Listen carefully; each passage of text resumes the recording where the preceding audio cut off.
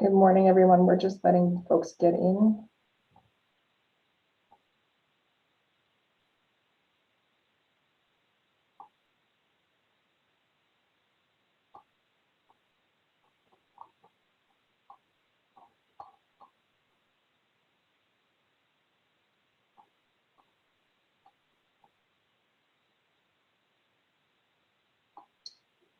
Okay.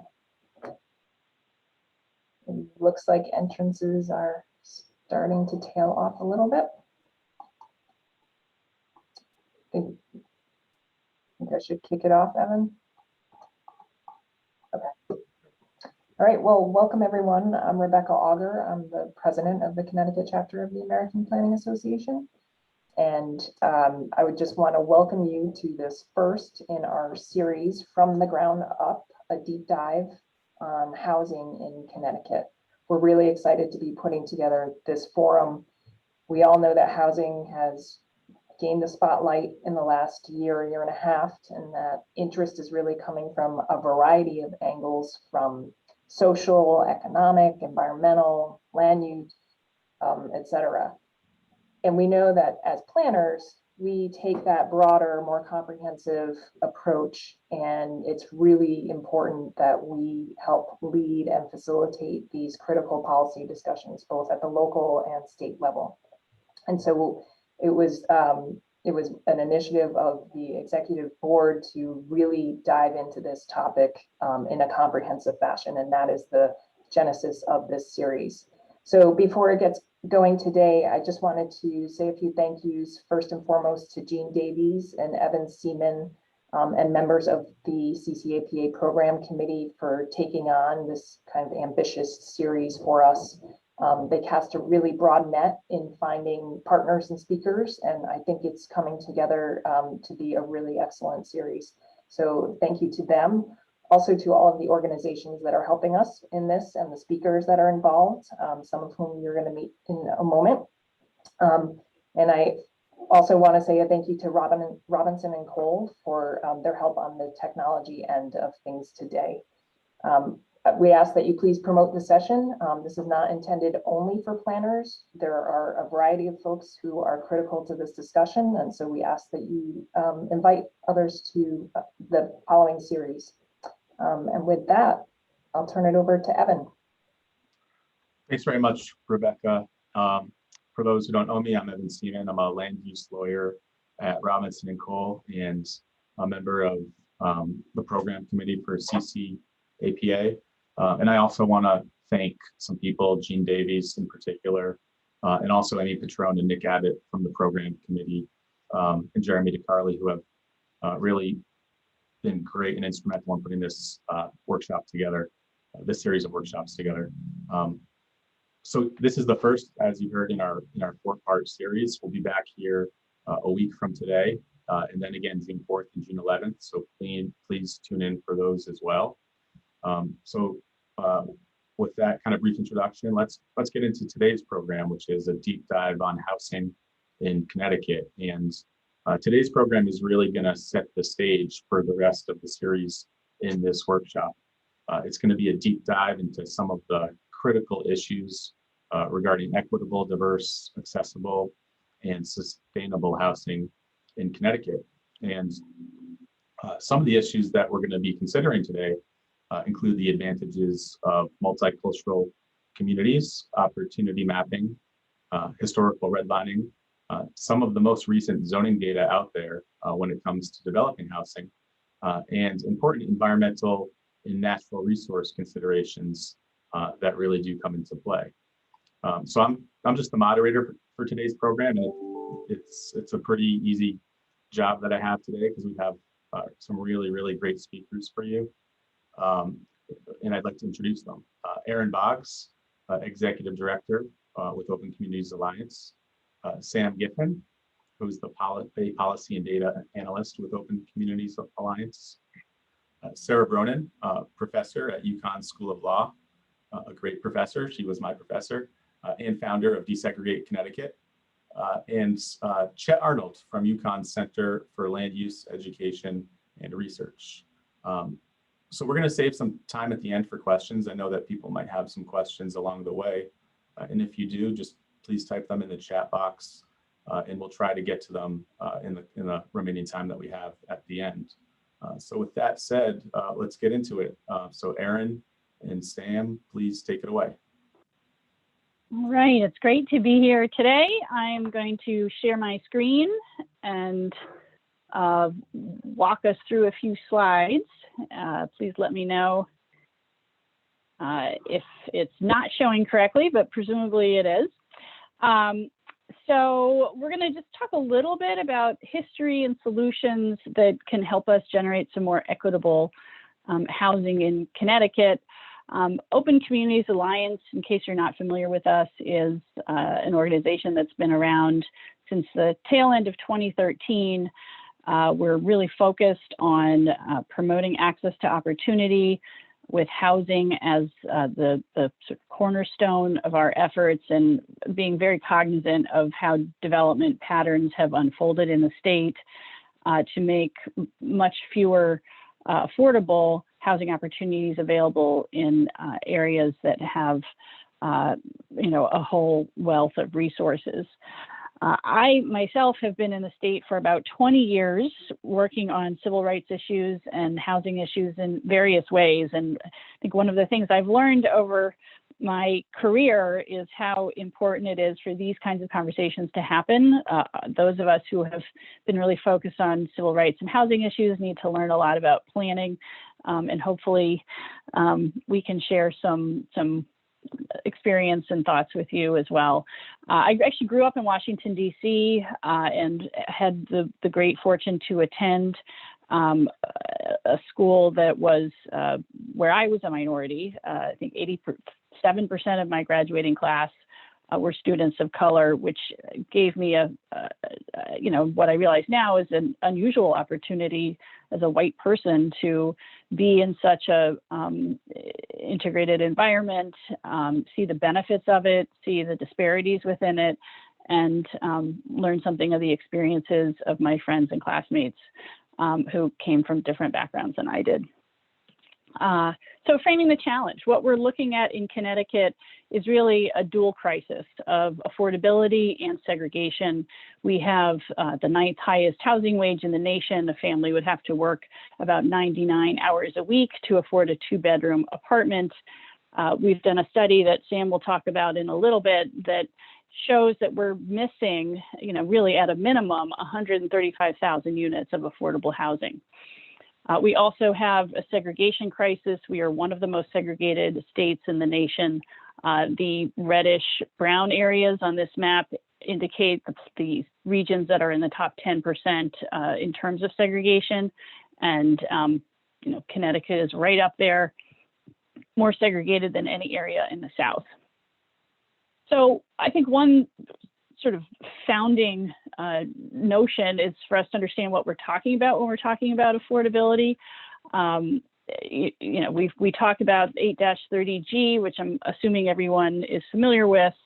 And there you're talking about 80% of AMI or below, and this is for the Hartford region, but it's, you know, we're talking for a family of 4, that's about $78,000 a year. And then when we're talking about a lot of subsidy programs like the Section 8 program, to qualify, you need to be at 50% of AMI or below. And presumably the affordability would be somewhat higher. It's supposed to be, you know, the value of voucher is supposed to be in line with what the market is. We know that particularly in areas that are thriving, that's not the case. But we also know that minimum wage is $13 an hour. If someone's working 40 hours a week with no vacation, they're making $27,000 a year.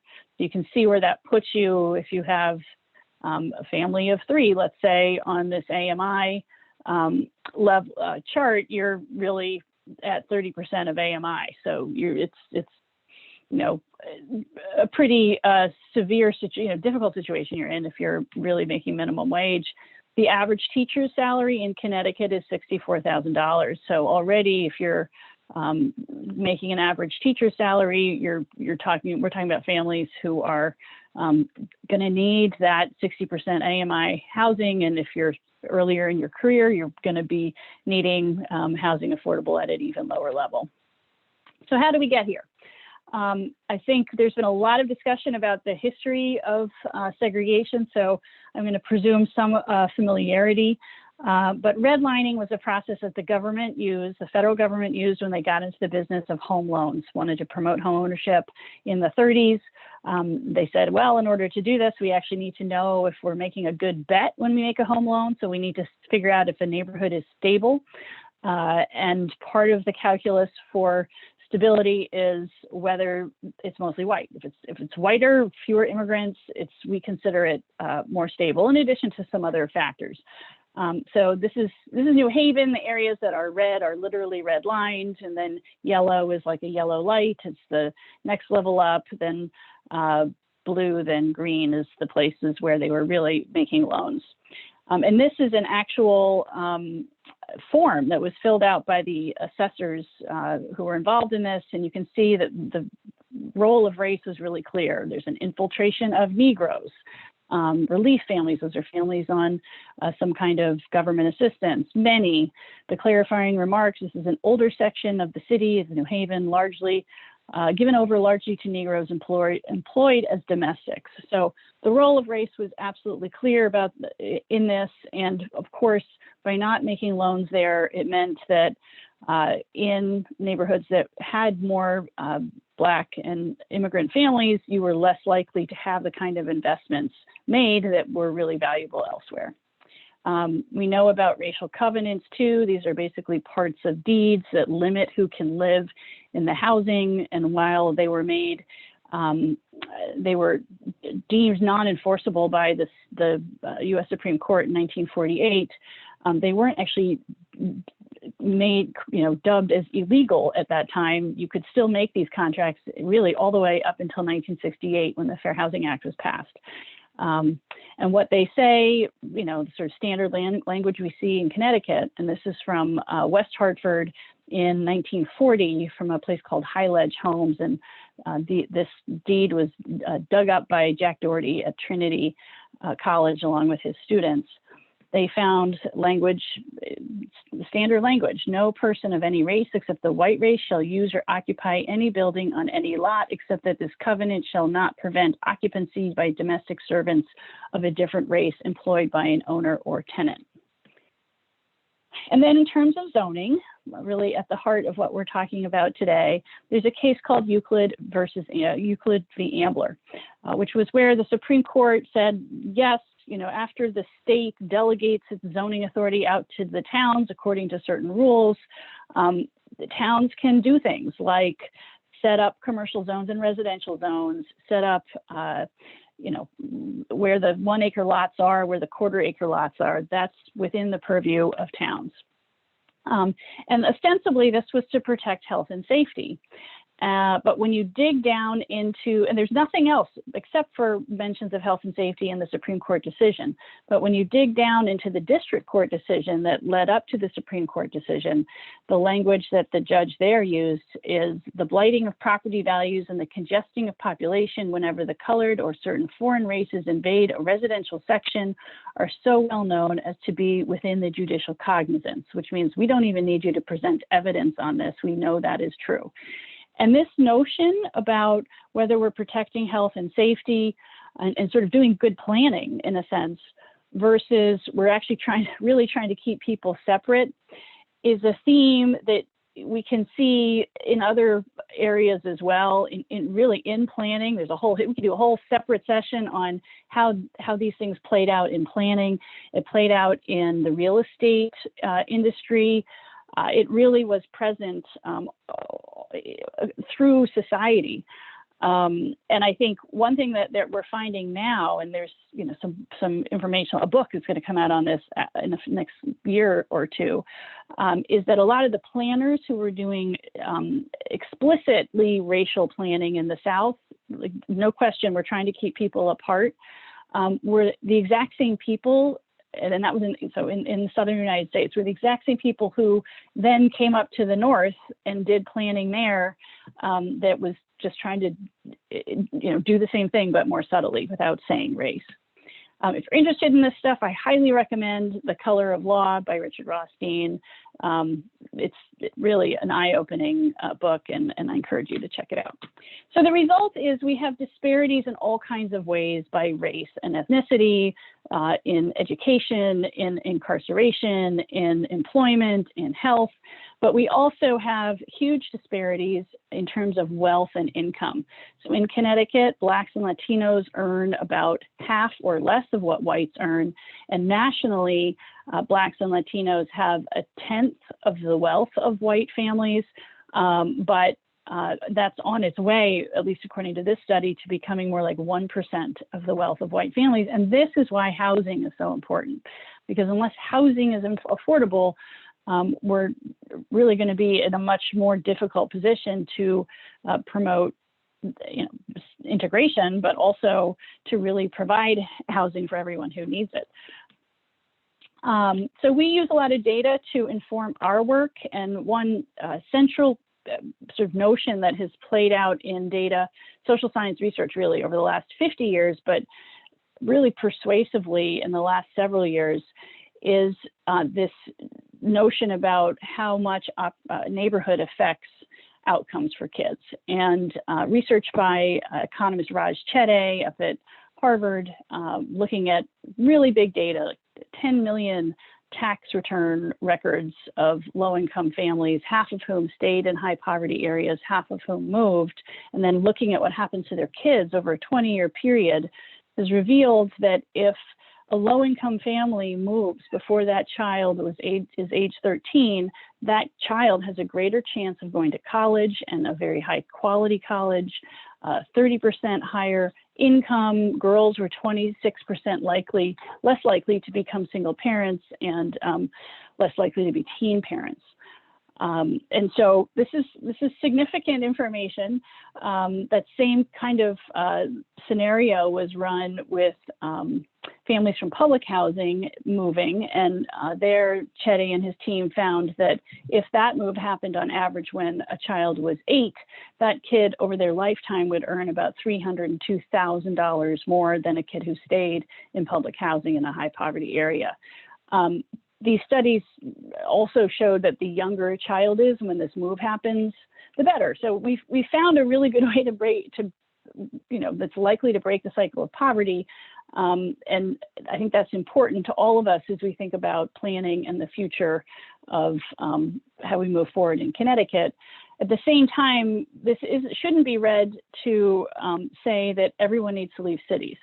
What it should be read to say is that that neighborhood environment really matters, and so it's worth it for us to both make choices available, but also ensure community-led and equitable revitalization. That second piece is a tough nut to crack. We haven't quite got the perfect model that we know is no silver bullet is out there yet. We know that if these moves happen, that changes will happen for families, but I think we're still working on that second piece, and that's very challenging. All right, one thing we use a lot is something called opportunity mapping, and it might be useful to you as you do work with your clients, with your towns. It is an effort to really gauge for each census tract in Connecticut what the access is to all kinds of opportunity resources, and this can guide both where we put further investments, but also where we might consider boosting our investment in affordable housing. So for our opportunity mapping, and Sam is the one who really did all the hard work here, so I'll present it, but if there are questions, he may have answers, deeper answers. We look at education, like the school performance ratings from the Department of Education, median income because of its connection to school performance. We look at employment data like access access to jobs, job growth, and unemployment. And then we look at neighborhood data like the crime rate, the homeownership rate, and the poverty rate. And we develop a map that looks like this. So the dark orange areas are places that are really thriving, where we might want to consider additional affordable housing placements. And then the lightly shaded areas are areas that are struggling and could use more investments of, really a range of investments and across 5 levels. We can map this with other things like where families of color are living. And you can see that there's a real correlation here between the neighborhoods that families of color are gaining access to and opportunity. And I'll just zero in a little bit on the Hartford region, on the New Haven region. And the same kind of pattern plays out across the state. Overall, 74% of Blacks and 68% of Latinos are living in low and very low opportunity areas, the 2 lowest of the 5 categories. That's true for 25% of whites and 32% of Asians. And then we can do the same mapping with other things, like where our state has invested in affordable subsidized housing.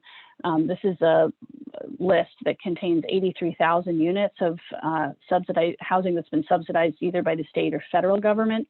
And you can see that we've been sort of echoing the same pattern.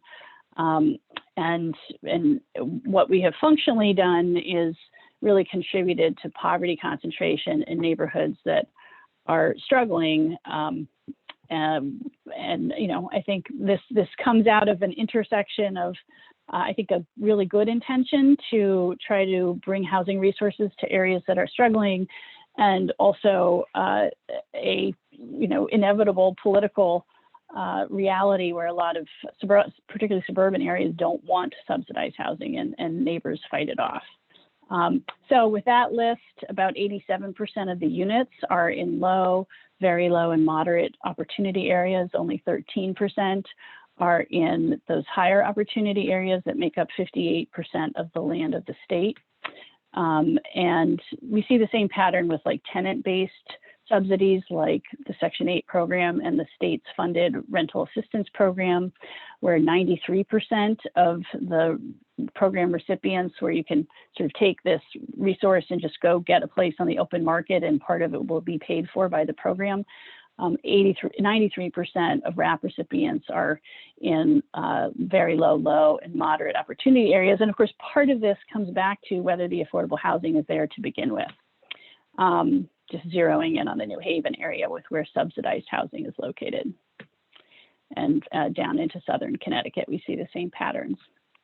So I think one question here is, what do lower income families want, and particularly those that are participating in subsidy programs? If we're looking at the Section 8 program, the Housing Choice Voucher program, where almost 80% of the participants in Connecticut are Black or Latino families, we get a good understanding of sort of where preferences are.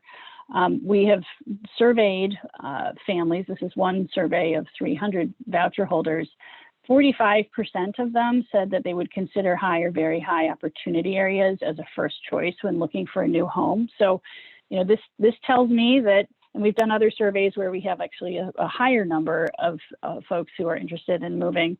This tells me that, very loosely speaking, about half of voucher families would want to stay exactly where they are, or somewhere else in the city where they live, and most voucher holders are living in cities.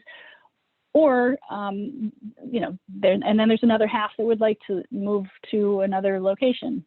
When we asked families why they wanted to move, and looking at families with kids in particular, which are the orange lines there, the number one reason was personal safety. The number two was gaining access to high quality schools. And the families who wanted to move but couldn't, the biggest reason they cited was lack of affordable units. That was 2/3 of the families. And transportation is definitely on the table as an impediment, but it's not an impediment for most of the families. It was cited as an impediment for 1/3 of the families. And I think we often get that kind of pushback to what we're proposing. And of course, transportation in Connecticut in lots of places has been very racialized in the way it's developed. It hasn't reached some white areas. And so, based on understanding that and this kind of information, we think it's really important to be looking at those high opportunity areas for development of more affordable housing, but also thinking about making the transportation routes follow. So looking at zoning very particularly, we've been doing a lot of work recently in Woodbridge, where we found that only 0.2% of the land is available for anything beyond single family homes, and there it's only duplexes. But we see, Woodbridge is not alone. We see other towns, I could like flip through towns for an hour, but and you guys know a lot of these towns really well. But there are other towns like Orange and Wilton, and you could just go on and on that are sort of designed around this notion of single family large lots. And I think part of that is about how we can shift planning to embrace affordable housing. Obviously, there's an infrastructure issue here as well, and we need to think about how our sewer investments can change and what kind of resources are available for that. In terms of finding solutions, I'm going to flip it over to Sam to really dig into that, but part of it is really doing this kind of outreach, in all over the state. And I have to say, since the summer and all of the racial justice protests, our organization has really been inundated by calls from suburban communities who want to see change. So I think this is a big part of it. And part of that message is the sky isn't going to fall if each town actually does, and it really actively encourages some level of affordable housing production. And I will stop right there and turn it over to Sam. Thank you. I'll share my screen as well. Thanks for having us today, and thanks for being here. I'm going to talk, picking up where Aaron left off, about our signature policy that has been developing over many years, but really came to the forefront of our advocacy this year with the push in the legislature for HB 6611, also known as fair share planning. And, we've been doing this various presentations around the state to very different audiences. And so today I'd like to focus a little bit more on how this is going to affect the planning that could happen in our state, or how this could affect all your work, and also really like to hear feedback about how this might affect your work, or how it could be implemented. So as I said, this precedes me and my time in Connecticut or at OCA, but for many, many years, over half a decade, OCA has been reaching out to figure out what kind of statewide policy might be the most successful and best fit for the state in terms of increasing the availability of housing opportunity through affordable and multifamily housing. So that means half a decade of research into what's going on in other states throughout the country or cities, and a deep dive into the data that could inform such a policy for Connecticut. And the result of that, as I mentioned, and hopefully some of you are familiar with it, is 6611, which passed out of the Planning and Development Committee this session and stalled in the Judiciary Committee, but we have hopes, because of champions in the legislature that really are interested in reviving it this session. So you're familiar, I'm sure, with many of the other policies around the country. These are things that we tapped into for ideas, but obviously inclusionary zoning, which has become highly popular throughout the country as a affordable housing policy. Builders remedies, like the one we have in our own state, 830G, and that of Massachusetts, their 40B, Chapter 40B system. There have been upzonings throughout the country, either in cities or across entire states. Accessory dwelling unit, or ADU, policies have always existed or existed for a very long time, but are seeing a revival. And then certain different types of affordable housing financing schemes that are beyond the traditional subsidies or inclusionary zoning. But finally, we have discovered that the fair share system has been arguably the most successful at the type of affordable housing production that we're interested in, that which has a desegregative effect.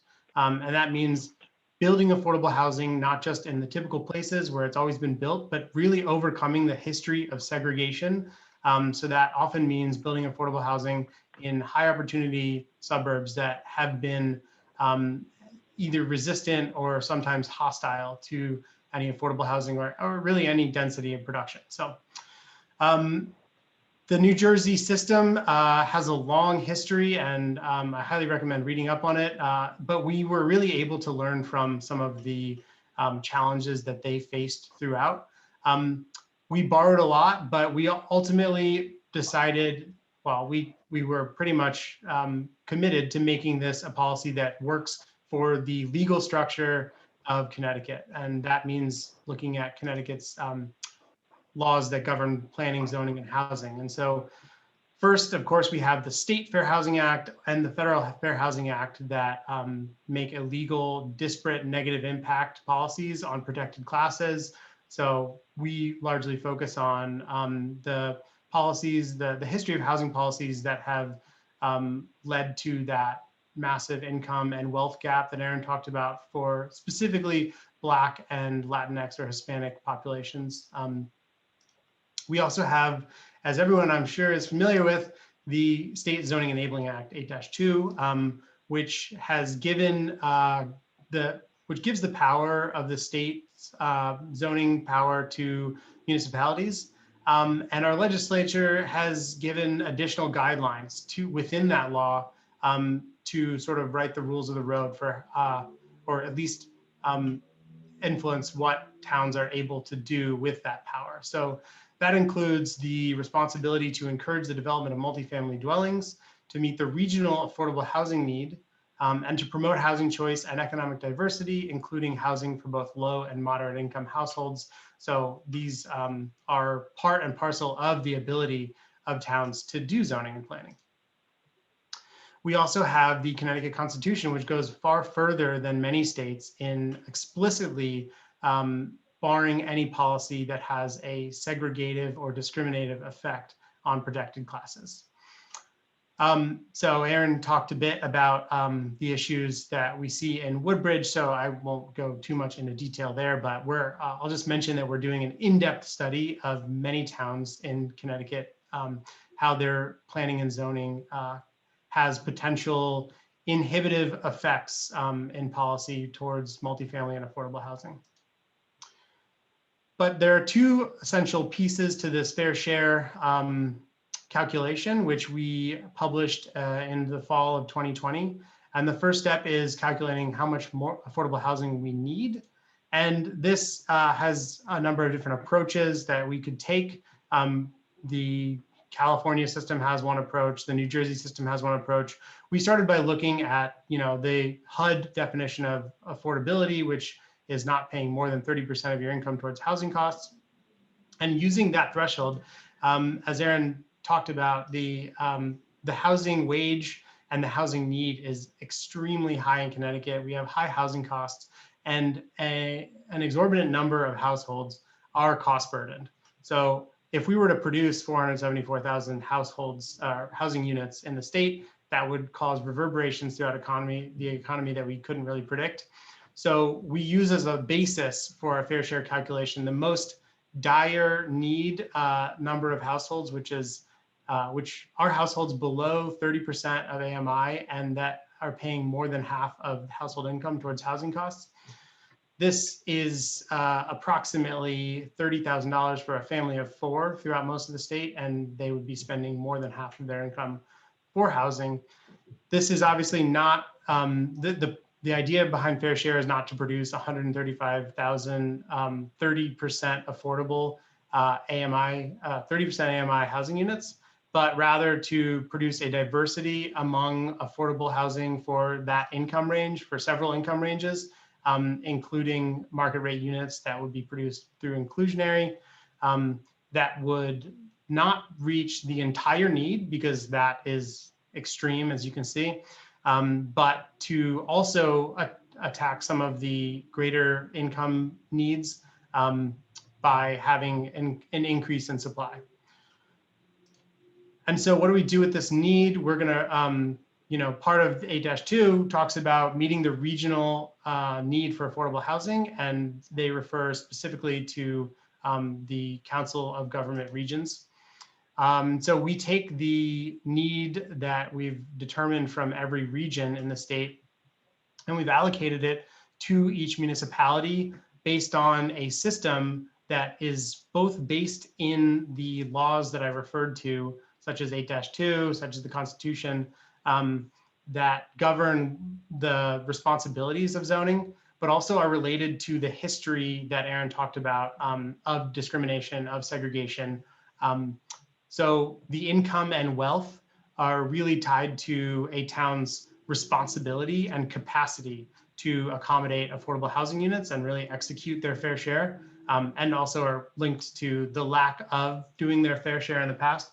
And then the multifamily housing and poverty are directly related to those pieces of section 8-2 that talk about economic diversity and actually explicitly encourage multifamily housing.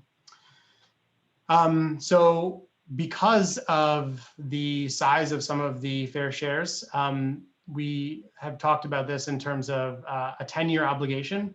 And also there is a limit to a fair share cannot exceed 20% of a town's existing affordable or existing housing stock.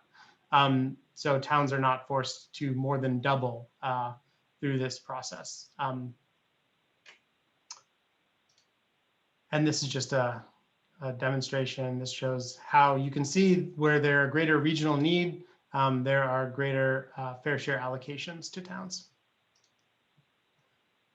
So the third step, and this is where we borrowed heavily from policies throughout the country, learned from mistakes and issues that happened elsewhere. This is the enforcement mechanism. So the fair share plan that towns that this law will require towns to make is one that creates a zoning regime, a planning system, and infrastructure planning that will allow a realistic opportunity for their fair share in affordable housing units to get built. It provides benchmarks for how we can determine that towns are keeping up with this. There obviously are many considerations in developing what is considered a realistic opportunity, but we have some experience from New Jersey to inform that. And that means towns can be working with specific developers for specific parcels, or they can do broad scale upzoning with inclusionary zoning. There are many, many policies that towns can use as part of their planning and zoning regimes to accommodate this affordable housing. We also understand that while our calculation assigns this responsibility based on capacity, that there may be extenuating circumstances where a specific town's natural resources maybe make it nearly impossible to develop the amount of housing that is required by this in the appropriate time frame. And so there is room for extensions. There is room for maybe even reducing the allocation for a period of time while infrastructure can be developed. But ultimately, this means a lot of work for planners in Connecticut. So restructuring the zoning ordinances, restructuring the plan of conservation and development. And the enforcement comes through the courts, because we've learned from New Jersey's experience, which was initially a council of affordable housing that was appointed by the governor, that it worked until Governor Chris Christie essentially eliminated what was known as COA. So this responsibility for enforcement rests within the courts under this system. And towns that do the right thing, that absolutely are willing and able to create a fair share plan, can seek a judgment of compliance from the court, which provides them some immunity from legal repercussions. But of course, there needs to be oversight, and they need to be hitting their benchmarks. Towns cannot simply make a flawed plan. So there needs to be some accountability in this judgment of compliance system. And that's where the realistic opportunity comes into play. So for towns that simply want to create a plan, but not seek a judgment of compliance, they can still be challenged by developers that might say, listen, this is a plan that is flawed, that is not actually creating a realistic opportunity for reaching the fair share. And finally, towns that completely abdicate this responsibility would be subject to a builder's remedy that is actually court implemented, and a developer that wants to build housing that would support a fair share goal in a town can actually get court approved developments with 15% affordability at 50% median income. There are lots of guidelines written into 6611 about affirmative marketing, about the number and types of housing, but they're generally very liberal and allow a lot of flexibility for municipalities to achieve their fair share by many means. Often the refrain we hear is that zoning reform takes away control from municipalities, but this is really responsive to that, and that this sets a benchmark. Towns can't simply get away with doing nothing or doing things that don't actually work, but they are able, if they can be creative and effective at doing so, to create a plan that they're happy with, that actually produces affordable housing. And the thing that we like to end on and talk most about, because this is really the exciting part, is that our state stands to benefit immensely. So these are estimates from the report from the National Association of Home Builders on the impact of multifamily housing on Connecticut's economy. And so these are just some of the ballpark figures that we could see if we were able to achieve fair share housing over the course of 10 years.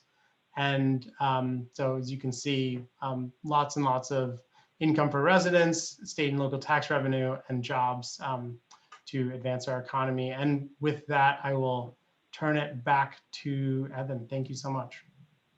Aaron and Sam, thanks so much for that great presentation and historical overview. Next, we're going to talk about some of the most recent zoning data out there and what it tells us about housing in Connecticut. And for that, we're going to turn it over to Sarah. So Sarah, can you please tell us about the incredible work that you've done on this front, including the zoning atlas, and what is it, the past maybe a little bit over a year or so?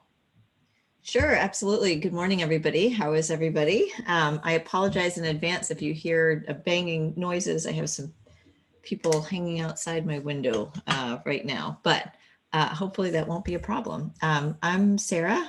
For those who don't know me, I know that there's a lot of folks in the chat that have seen some version of this presentation before, but hopefully we can do a little bit more deep dive into the data that we've gathered, because I think today it's really about setting the stage for all of the next panels that the Connecticut chapter of the American Planning Association has put together, which are really exciting, and I think we'll just inundate you with information. I know Chet's coming next, so I'll try to keep it snappy. For those of you who don't know, I'm representing today Desegregate Connecticut, which is a coalition of 69 organizations that are really focused on one narrow aspect of the multidimensional problems that Aaron and Sam described, and that is zoning reform. And we are developed our proposals with our coalition members through meetings that we've had. Many of you have attended, through meetings with legislators about the viability of different proposals, and a bunch of meetings in your communities and statewide as well, where we've been invited to come in over the last 10 months or so. Just in thinking about the scope of the issue, Aaron and Sam have provided a lot of important information. And so what I'll do today is really focus on And just one, again, aspect of that, and that is zoning. I did want to just give you a quick background on 3 different ways we use data, focusing on the last one, though. The first one, ways that we use data is to illustrate the scope of the problem. Second is to gauge public opinion. And the third, again, the bulk of my comments today are about how we use data to justify specific proposals. So just running briefly through the scope of the problem question, we have on our website, and we focused in our conversations publicly on 3 different topics: equity, economy, and the environment, and how those interrelate. If you haven't been to our website yet, there's a page called Background or Why Act, and it cites to a number of studies. We actually have an FAQs page too that talks about common misperceptions about what new housing might bring. We've used data and really tried to keep up with the latest and showing that there's a huge problem in Connecticut, primarily in the area of the supply of housing. So if you look at Connecticut's numbers in housing production, just sheer units of housing, we have been for the last few months, continue to be dead last in the country in housing production. Nationally, even during COVID, it has been gone up 24%. Last month, it was up I think 17% year over year. It's now up again, a tremendous amount higher. In Connecticut, it is down 20% during that same period. We also have looked at a lot of demographic data. Again, here's another thing that many of the planners are already familiar with. Connecticut is a rapidly aging state. If you look at the bell curve over the last 20 years, we've moved from an average age, or the biggest chunk of our population in the age 45 range. We're moving that up to the age 60, 65 range. And that's problematic for the state, actually, because we're not bringing in those workers that, as Aaron and Sam described, are just not able to find housing. And if we don't bring in new workers, if we don't bring in young families, if we don't bring in the future of the state, Connecticut really has no future. So there's a ton of data on our website, but I always like to highlight a couple, and those are the 2 that I chose for today. We've also done polling, which I've presented in other fora, so I won't go through here, but I'll just give you a sample of the kind of data we've collected on that front. One is that we've polled among a number of questions about transit and multifamily housing around transit. And we have seen that about 2/3 of Connecticuters would be amenable to thinking about multifamily housing near transit. For those of you who've heard our presentation on what we were proposing before, we did propose in our legislation active this session, SB 1024, multifamily housing around transit. That was taken out of the bill by the committee, but we hope that continuing to show tremendous support for that concept and the idea, and of course the need for it, will actually help us justify it in future years. Similarly, even something like training, do people support land use commissioner training? And again, we see that the vast majority of people are strongly supportive of land use commissioners getting training. We have used this data point to help justify the longstanding proposal that advocates have had on commissioner training, one that we hope to get over the finish line this session. So on that note, so justifying specific proposals is where I'd like to focus today. And Evan mentioned the zoning atlas. So just big picture, nationally, we know that zoning locks in one kind of housing, and that's really single family housing on large lots.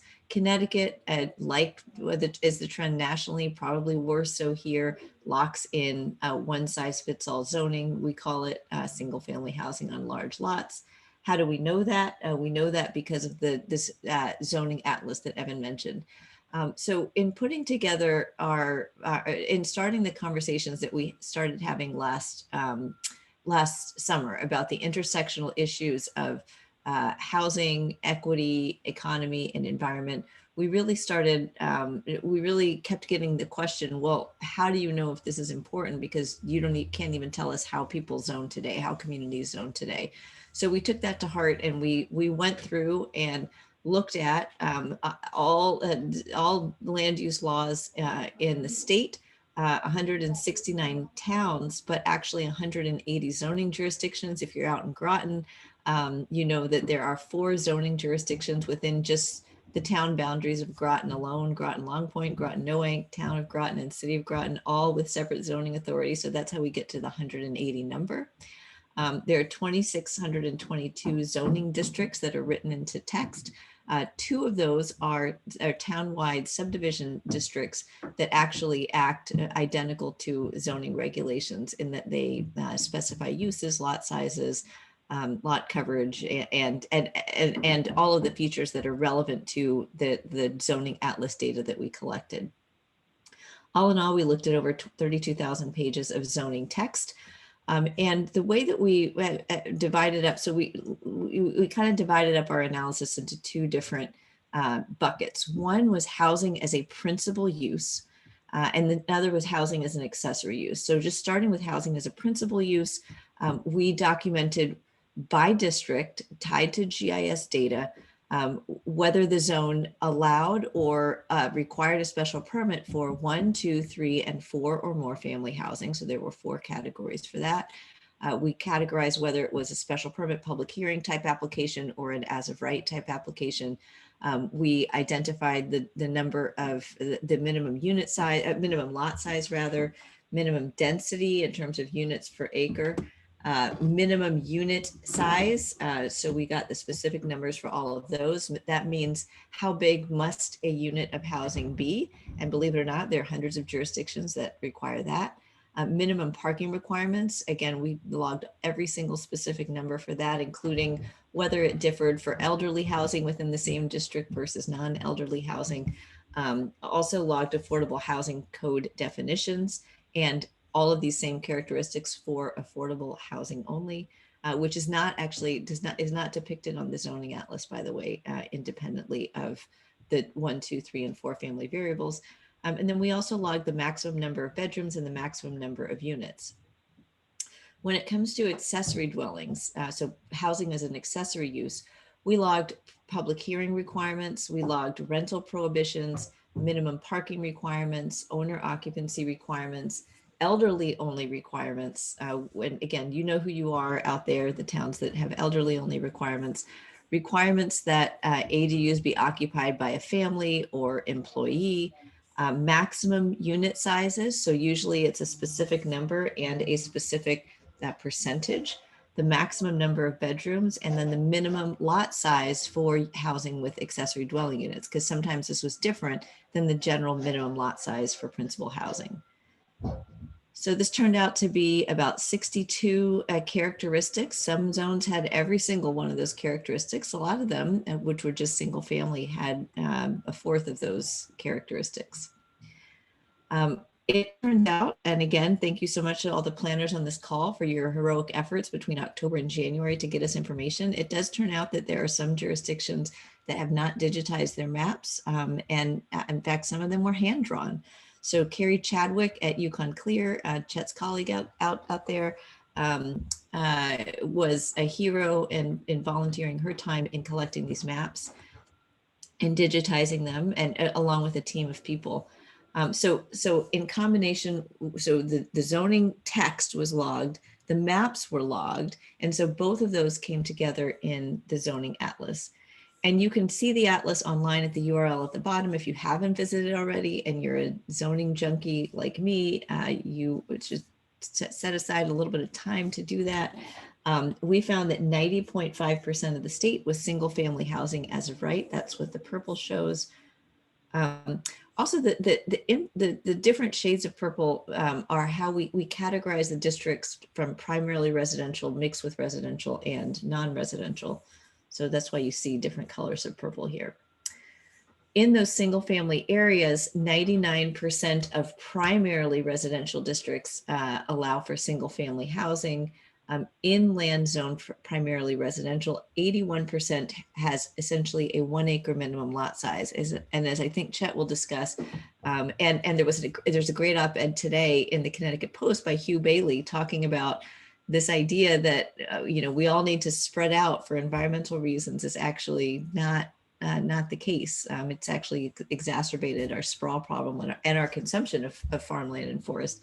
But anyway, so 81% has a minimum 1 acre, about half of the land. in the state that's zoned for single family residential has a minimum lot size of almost 2 acres.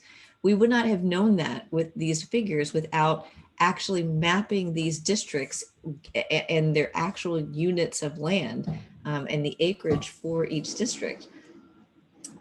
We found similarly that only 2.3, or conversely, only 2.3% of land allows for 4 or more family housing as of right.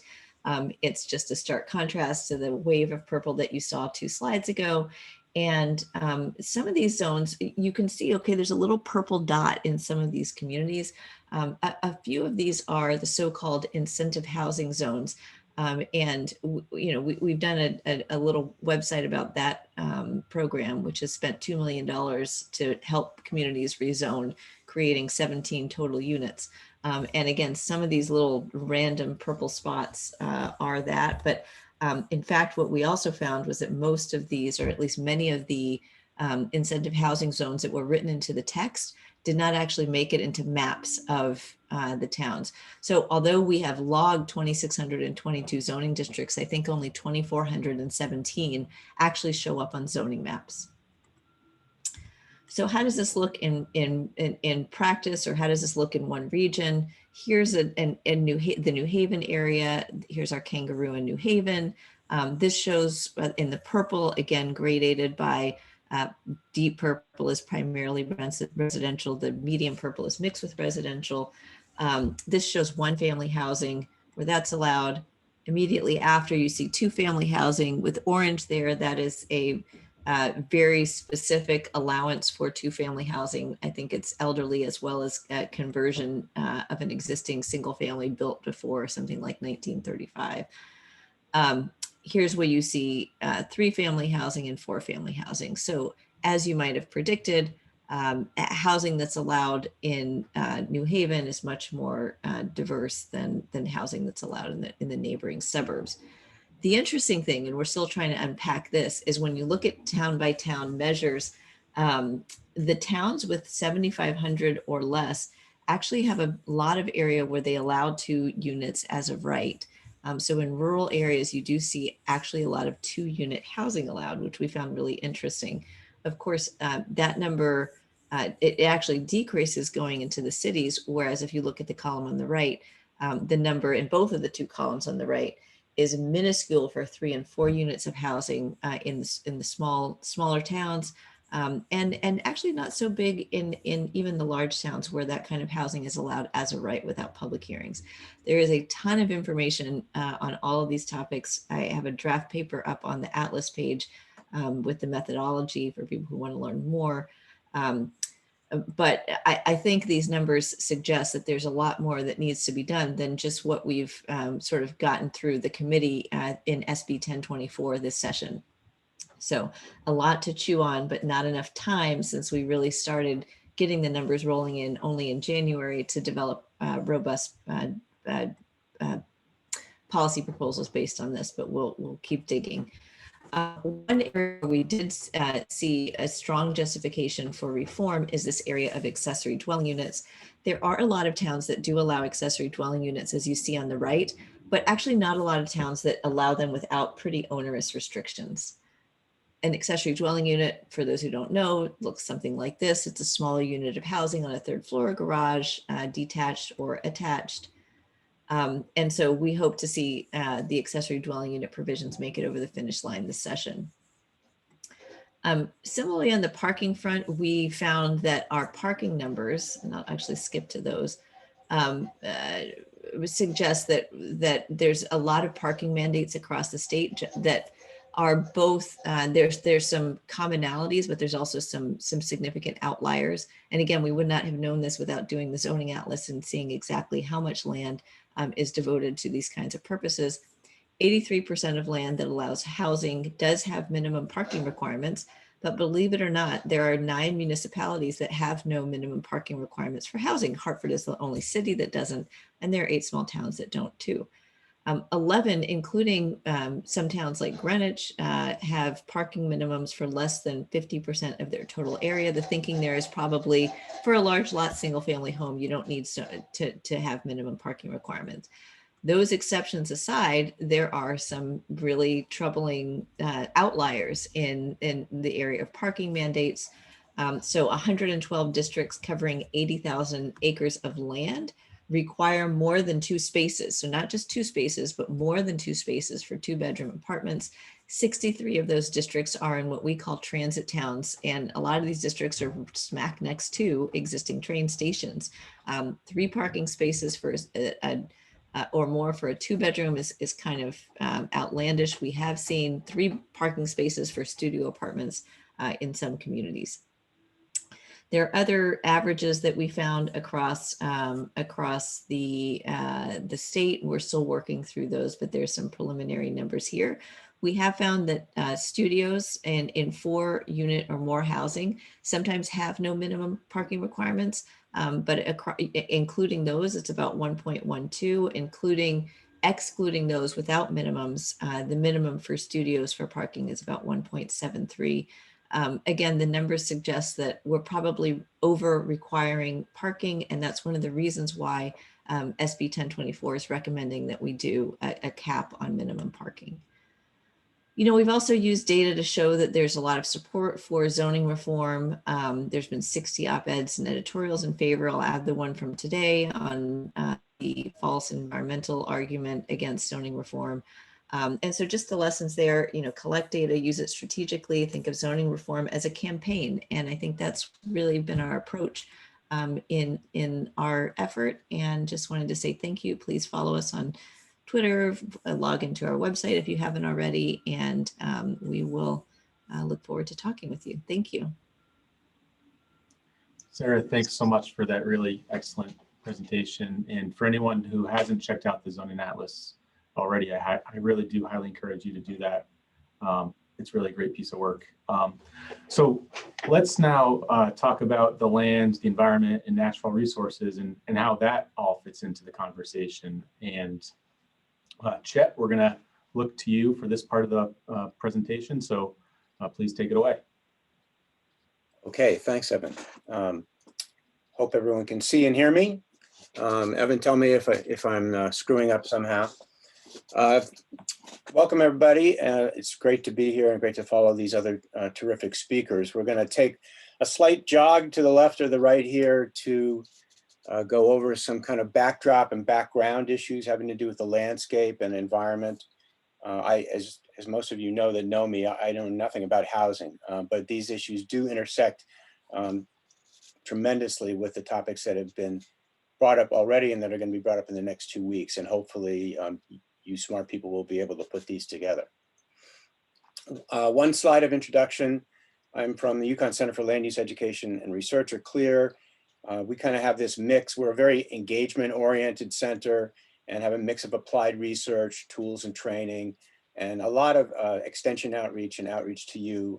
And those of you on this webinar, really, we consider to be some of our primary audiences for our programs. And you can see our program areas down below, not going to go through them, and just to say that there's a lot of overlap between all of those. And we're going to touch on basically all of them in this little talk today.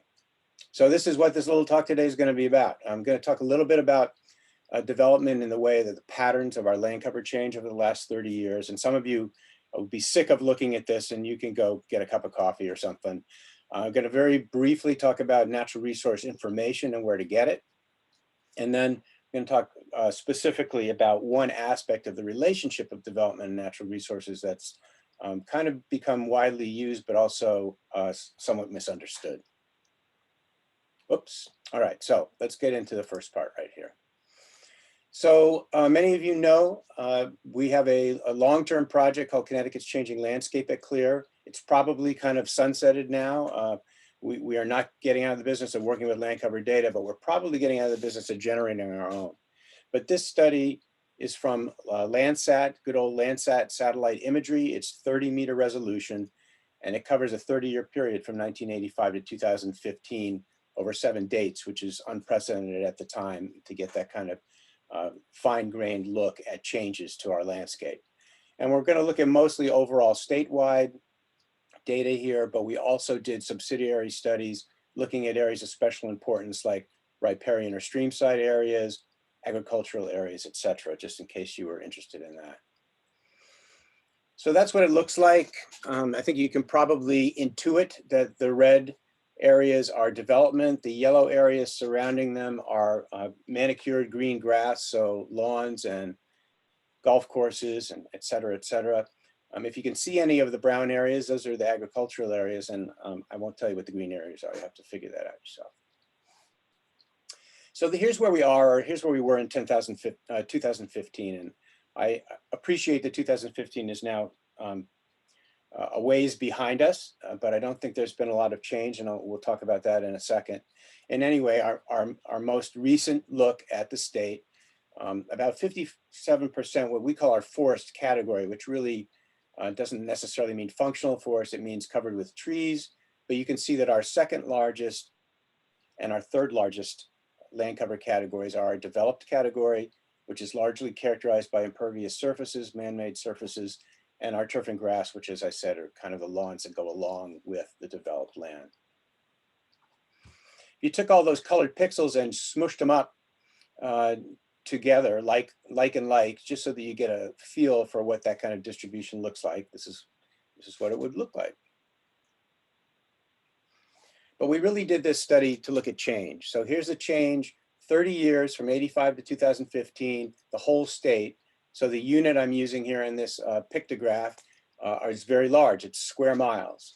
And you can see that the winners here on the left are developed in turf and grass, which we've already talked about. And we talk about those two together as what we call the developed footprint. And then this other grass category, which we won't get into, but just to say it's not pristine meadows, it's, as the pictograph kind of suggests, it's more verges of roads and other man-made areas. So 156 square miles of developed land and half again as much of it of the related grass and lawns, et cetera. And that comes at the expense of the two losing categories. That's our agricultural field category and our forests. And so if you do the simple math, 30 years times 365 days a year, et cetera, you get about 14 acres per day that have been converted from those two categories over to the development footprint. So here are our seven, down here at the bottom, our seven categories, our 7 dates. And here's square miles. And this is those two categories that we call development footprint, developed and turf and grass together. And I'm just showing you this to show the gradual growth, or not so gradual, during the go-go 80s and 90s. And then somewhere around our 2006 sampling period, which would be probably the Great Recession, I'm just taking a wild stab at it, the proliferation of these two land covers started to flatten out a bit. So at CLEAR, as I said, I wanted to say that, you know, we think in towns, town planners like yourselves and your commissioners in general, town officials are one of our big audiences. And so we like to take our data and chunk it up by town. So what we're looking at now is the 2015 % developed category. So the redder the color, the higher the percentage of development in these towns. And this is the most recent, so 2015. But you can still see here kind of the imprint of our traditional transportation corridors and I-95 and I-91. But let's look at change. So if we switch over to the change during those 30-year periods, now what we're looking at is the relative % developed change in these towns. So what that means is how much more development did you have in 2015 than you had in 1985? So it's a relative indicator. It's certainly not a perfect indicator of growth, but it does, I think, give us a pretty decent feel for where the hot spots are, at least where the towns that, you know, that are growing faster than they had perhaps previously. And so you can draw these areas as much as I can. You know, there's just some random circles looking at some of the areas that have the higher change in development. And I just wanted to point out one last one, which is in the Northern Connecticut River Valley area. And the reason I just want to point out that one, I mean, I could talk about all of them. It would be fun if we had the time. But that one correlates really well with where we have our greatest concentration of remaining farmland. So the little map that you're seeing there, the greater the brown or yellow-brown color, the higher the percentage of agricultural land in 2015. So it's no surprise to any of you that, you know, the upper river valley is where we have a lot of agriculture left in the state, to the extent that we have in agriculture left. And it happens to be also a development node. So that's something to think about.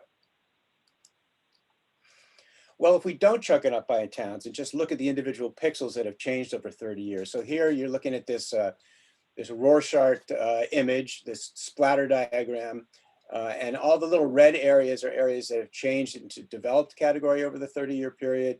And all the yellow areas are areas that have changed into that turf and grass, so the other side of the development footprint. And so you can't see much, obviously at this scale. But if we zoom in, we see a lot of this, and I don't see it everywhere. And I don't mean to characterize it, but it's certainly the most common patterns that we see. And again, we're looking at land cover, and we can infer land use. And I think all of you as planners can probably quickly infer that all those little red squiggles are residential subdivisions for the most part. And they're surrounded by the yellow blobs in many cases, and those blobs are lawns. And so this pattern is very common. And I think it's not what a smart growth advocate would like to see in terms of all the red being kind of centered around the existing development, which is that dark gray color. And I don't think any of us have really heard the term smart growth much over the last 10 years.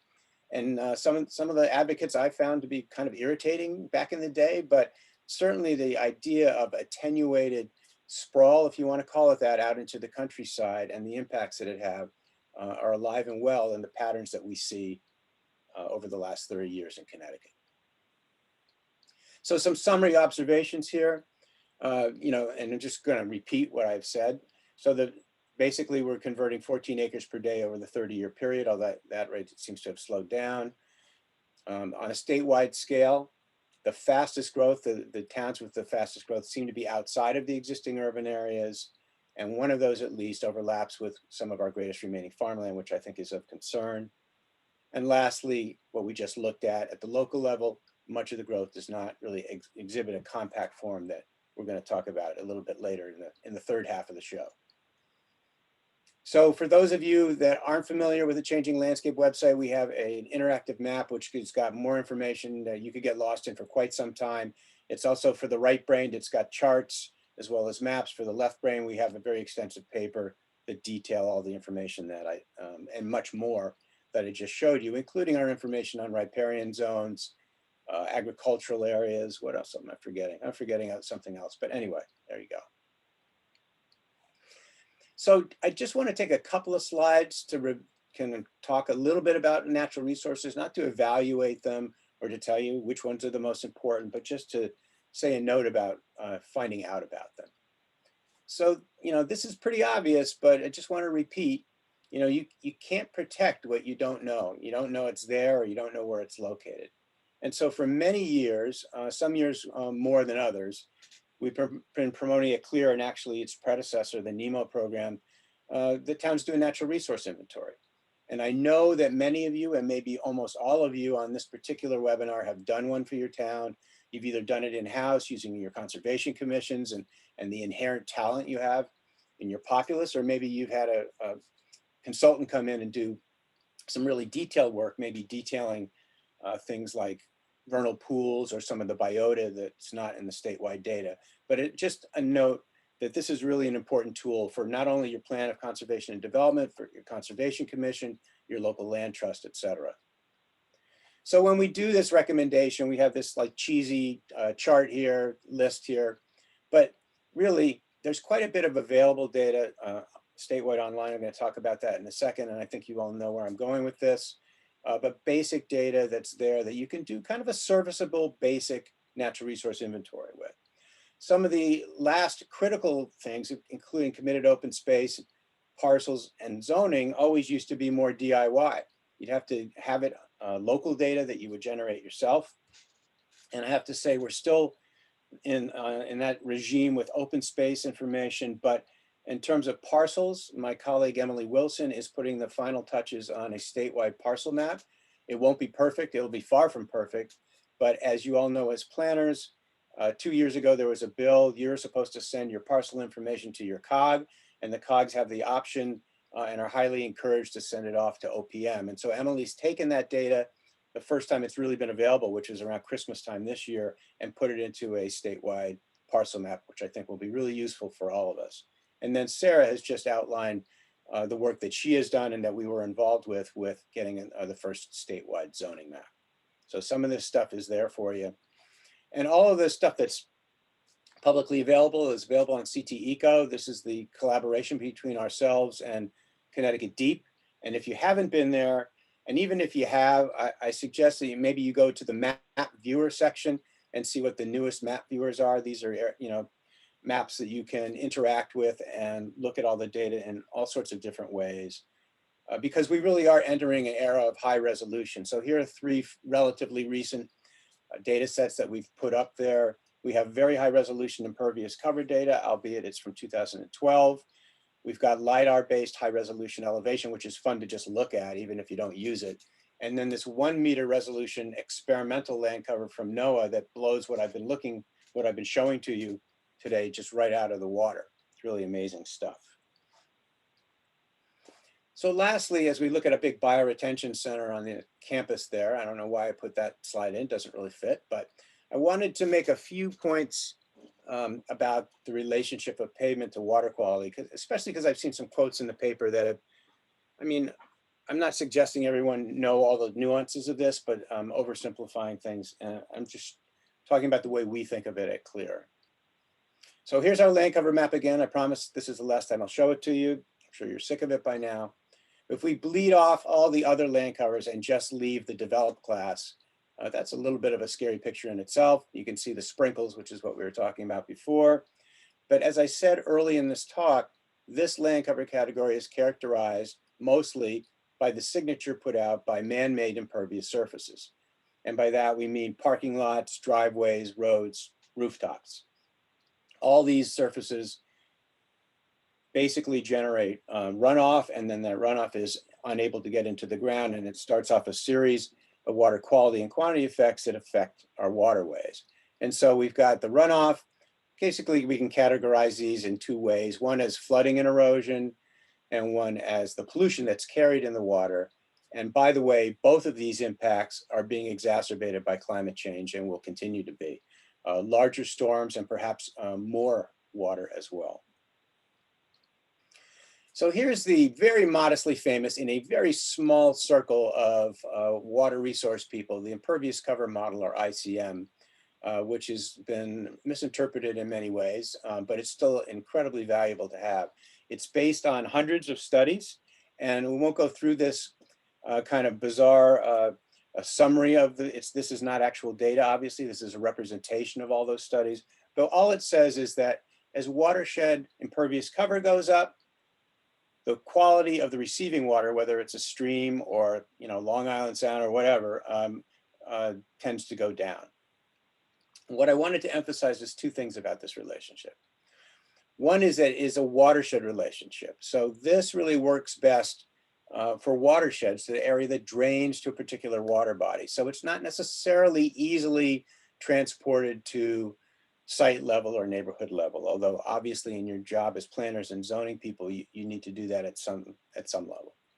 The other thing is that it's most valid for small watersheds. So when I gave Long Island Sound as an example, I was totally off base. I don't know what made that come out of my mouth, because really this relationship is the strongest for watersheds that I would say are less than 30 to 40 square miles, and certainly down to the 1, 2, 3 square mile, where it's a very tight relationship indeed. And so speaking of small watersheds, this may be the last graph I hope to show you.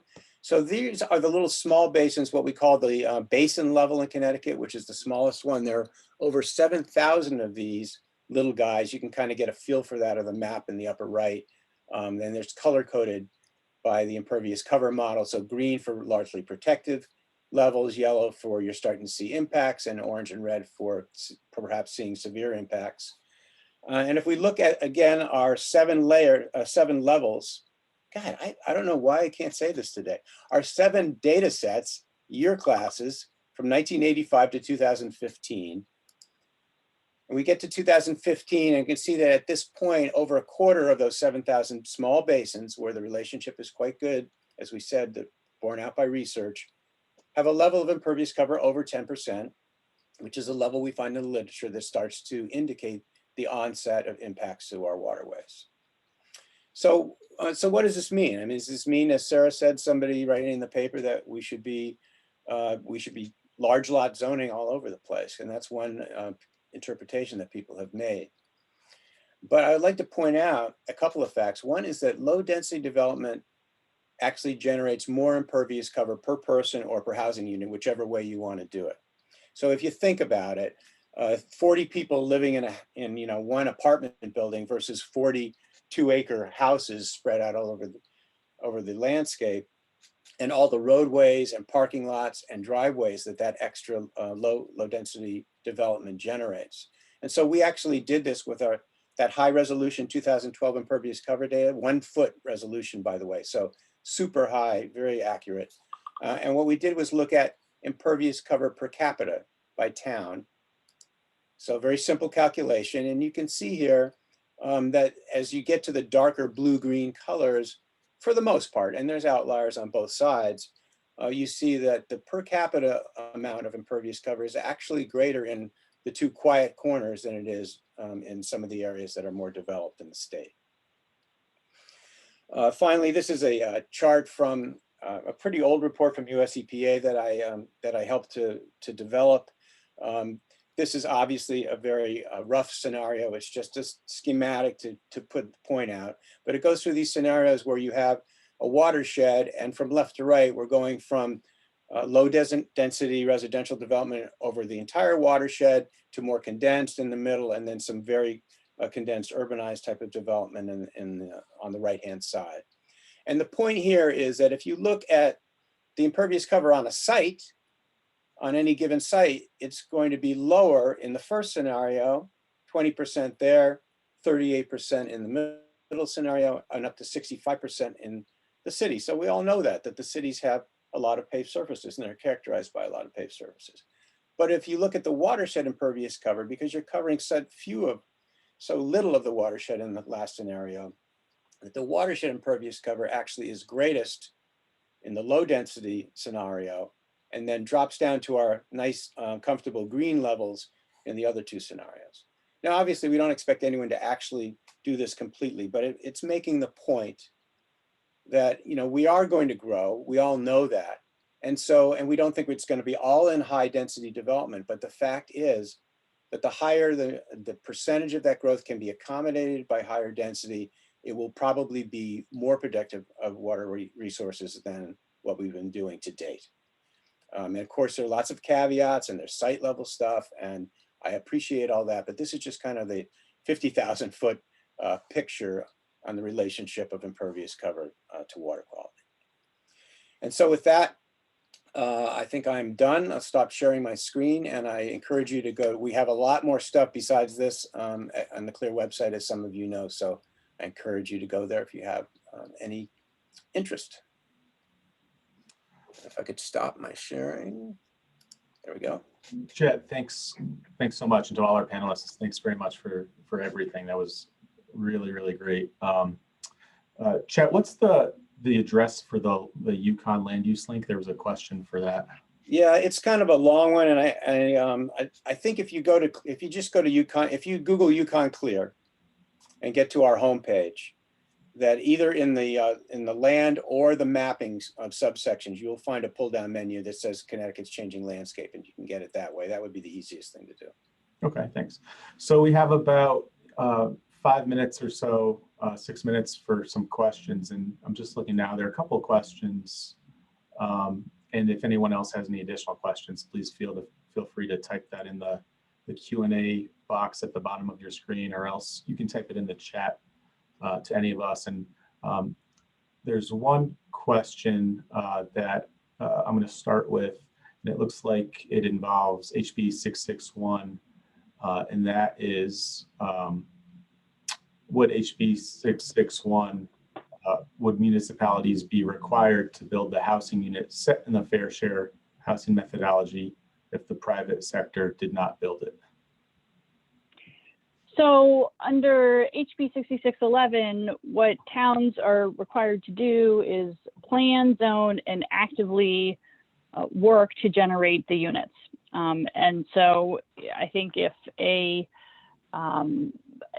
if a town identifies the lack of sewer as the major barrier to creating affordable housing, and then does nothing to address that, then it could be subject to enforcement mechanisms. I think if there was not if it turns out there's no market at all for the housing, and a town can show they've actively pursued development partners, I think there could be an opportunity for a town to get its levels lowered and have a different scenario it's working under. Okay. There's I think it's actually a comment, but maybe I can frame it as a question for any folks who want to address this. And this is in the chat box to the panelists. And it's about, I know this wasn't really the feature of our presentation, but it was mentioned, just the agency members and the training and what's being considered right now. And just I guess a comment about how much time is too much time for members to be trained, volunteer members to be trained, and could that lead to any issues, or what's the appropriate balance? And Sarah, did you want to address that? Yeah, I'm happy to. So initially in our proposal for SB 1024, we had in there 5 or 6 hours annually. And there's another 1026 bill that's out there, which just has 5 hours as a one-time. I'm hopeful that between those two versions, the legislature will get to a middle ground where it is, as I think the commentator mentioned, a couple of hours every year, or maybe 3 to 4 to 5 hours on a biannual basis. But it's really important, because this area of law changes so quickly, for commissioners to be totally up to date. And it's actually in the interest of the municipality to make sure that they're up to date, so that they don't make decisions that are in violation of law, or make decisions that could lead to lawsuits and liability for the town down the line. So I do think it's an important requirement. Again, it's something that longtime housing advocates have been pushing for years, and hopeful that it gets over the finish line this year. And I'll put a link in the chat to some links to other analyses of what other states have done for their commissioners too. Great. And then there's someone's asking if the slides will be available. We're actually recording this webinar, so CCAPA will post it at some point. But to the extent anyone wants any slides and our panelists are willing to share them, just reach out and we can get back to you. Are there any other questions? Okay, so let's see. I don't see any other questions right now. A lot of them were answered along the way. We'll give the audience a minute or so and see if they have any questions. But if not, we only have a couple. So there's a question. There's a last question about, and I don't know if this is, I think this is a general question, just sort of talking about how this whole debate has shaped up into an us versus them situation, and where you hear a lot of things like local control is central and you're taking that away from us. We also hear towns don't have the capability, they need more training, they aren't able to do the planning that needs to happen. I think those 2 points are they're kind of funny to be talking about at the same time. It's like, do you want local control because you could do this, or are you not able to do this and so you need help? Like, what's going on? But I think the goal here is, at least with 6611, is to set up a scenario where there can be lots of local conversation and involvement in reshaping zoning in towns to comply with the current laws. And I think what we have seen to date is no enforcement by the state of its own laws, and towns not following those laws on their own. We see in every town this real sort of political impasse when affordable housing and other changes in towns are proposed that we can't seem to push past. And I think that's a place where we need to have some structure provided by the state to help towns accomplish what is really going to be good for the state as a whole, and really towns themselves in the long run. And so, you know, to do that in a way that honors that local control notion, but also allows us to take care of these, you know, very critical needs, is sort of what we're looking at. Thank you. Well, we only have 1 minute left and I don't see any more questions. So I'd like to just take this time to, again, thank our panelists. If anyone has any additional questions, please feel free to reach out to any of us. Look out for the recording and the upcoming program next week, same time, same place. And then we're going to take a little break, be back here June 4th and June 11th. And we encourage you all to tune in for those programs. So Sarah, Aaron, Sam, Chet, thanks so much. We really appreciate it. We learned a lot, and this is going to be, you know, this really set the stage for our upcoming sessions in this 4-part series. And we thank you again. Thank you. Thanks, guys. Thanks.